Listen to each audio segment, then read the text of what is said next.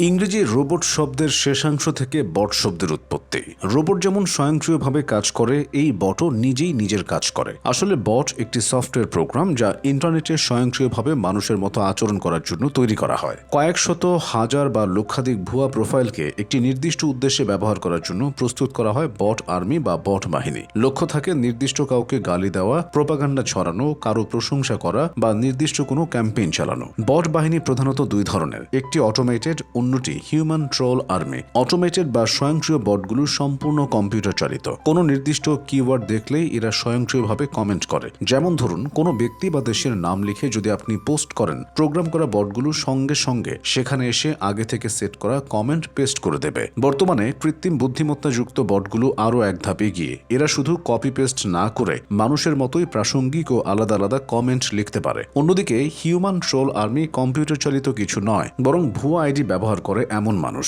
এরা প্রত্যেকে 5, 10, 20 বা তারও বেশি আইডি নিয়ন্ত্রণ করে। রাজনৈতিক, আর্থিক বা অন্য কোনো উদ্দেশ্য পূরণে টাকার বিনিময়ে এদের নিয়োগ দেওয়া হয়। নির্দেশ পাওয়া মাত্রই নির্দিষ্ট লিঙ্কে গিয়ে দল বেঁধে আক্রমণ করে। প্রযুক্তিগতভাবে এরা বট না হলেও সাধারণ মানুষের কাছে এরা বট বাহিনী নামেই পরিচিত। বট বাহিনী প্রধানত 3টি কৌশলে কাজ করে। প্রথমত, কোনো ঘটনা ঘটার পর জনমত কোন দিকে যাবে এরা তা নিয়ন্ত্রণ করতে চায়। ঘটনার সপক্ষে শত শত পজিটিভ বা নেগেটিভ কমেন্ট করে বটরা মানুষের চিন্তা ভাবনাকে প্রভাবিত করার চেষ্টা করে। মনস্তাত্ত্বিক ভাষায় একে বলা হয় ব্যান্ড ওয়াগন এফেক্ট। মানুষ যখন দেখে সবাই একদিকে কথা বলছে, সেও অবচেতনভাবে ভাবতে শুরু করে এটাই বোধ হয় ঠিক। দ্বিতীয়ত, কোনো ব্যক্তি বা প্রতিষ্ঠানের সম্মানহানি করতে এদের লেলিয়ে দেওয়া হয়। হাজার হাজার ভুয়া আইডি থেকে যখন একই ভাষায় গালি বা অপবাদ দেওয়া হয়, তখন সাধারণ মানুষ বিষয়টিকে সত্যি বলে ভ্রম করতে পারে। তৃতীয়ত, কোনো পেজ বা আইডি বন্ধ করে দেওয়ার জন্য এরা একসঙ্গে হাজার হাজার আইডি থেকে রিপোর্ট করতে থাকে। ফলে ফেসবুক বা অন্য মাধ্যমের অ্যালগোরিদম বিভ্রান্ত হয়ে স্বয়ংক্রিয়ভাবে আইডিটি ব্লক করে দেয়। অনলাইনে এ ধরনের কাজকে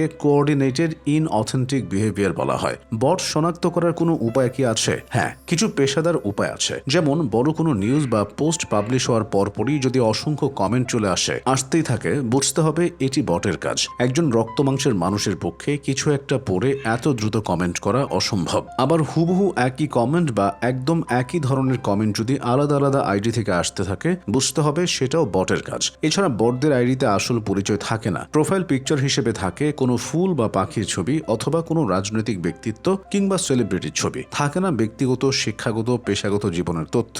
এদের টাইমলাইনে নিজস্ব কোনো পোস্টের বদলে দেখা যায় শুধু শেয়ার করা পোস্ট। আইডির ফলোয়ার বা ফ্রেন্ড লিস্টেও দেখা যায় অস্বাভাবিকতা। বর্তমানে বট বাহিনী ডিজিটাল জগতের জন্য বড় এক হুমকি হয়ে দাঁড়িয়েছে। এরা সত্যকে মিথ্যা এবং মিথ্যাকে সত্য হিসেবে প্রচার করে। অনলাইন চৌহদ্দিকে দূষিত করে ফেলেছে এই বটরা। সবকিছুতে রাজনীতি কিংবা ধর্ম টেনে কদর্য বিতর্ক সৃষ্টি করাই এদের কাজ। আবার সেসবেও সত্যের চেয়ে মিথ্যের ব্যবহার করে বেশি। আসলে সবই পরিকল্পিত ইনফরমেশন ওয়ারফেয়ার বা তথ্যযুদ্ধ। এই জন্য সোশ্যাল মিডিয়ায় কোনো কমেন্টের ভিড় দেখে উত্তেজিত হওয়ার আগে নিজেকে প্রশ্ন করুন, এটি কি সত্যিই কোনো মানুষের মতামত নাকি কোনো স্ক্রিপ্টেড প্রোপাগান্ডা? লাইক বা কমেন্টের সংখ্যা দিয়ে সবসময় সত্য বিচার না করে যা হচ্ছে সেখানে স্বাভাবিকতাটা ধরার চেষ্টা করুন।